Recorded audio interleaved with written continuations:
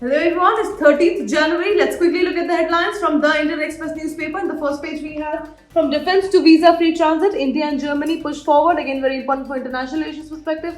Then we have new envoy breaks ice, trade talks today. India and US-led AI supply chain alliance. Again, very important for science and tech as well as international relations perspective. Then we have setback for ISRO, PSLV mission fails again, deviates from path, again very important for science and tech perspective. Then we have murder to riot, serious violent crimes in Bihar fall to lowest in over 2 decades, again very important for society perspective. Moving forward, we have Gurgaon shivers at 0.6 degrees Celsius, Delhi logs 3.2 degrees Celsius, again very important for environment perspective. Going forward, we have NIA takes over case of infiltration of illegal Bangladeshi immigrants, again very important for internal security perspective.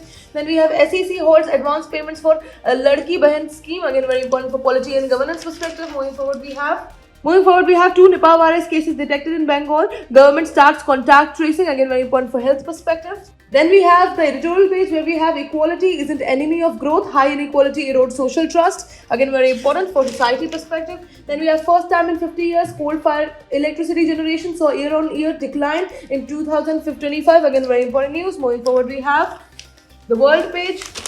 Where we have Trump says Iran wants to negotiate as protest death toll rises to 599.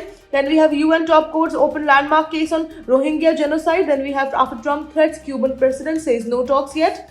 Then we have UK agrees to pay Abu Zubaydah over Guantanamo torture lawsuit. Lastly, we have a failed republic shaped the 28th century. Can today's leader avoid its fate? All these things are very important for international relations perspective.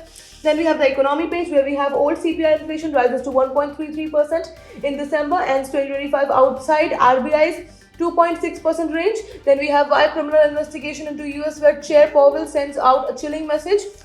Then we have TCS reports 14% fall in Q3 profit. Then we have HCL Tech Q3 net falls 11.2% revenue growth. Lastly, we have China EU agrees on steps to resolve EV imports dispute. All these news are very important for economic perspective.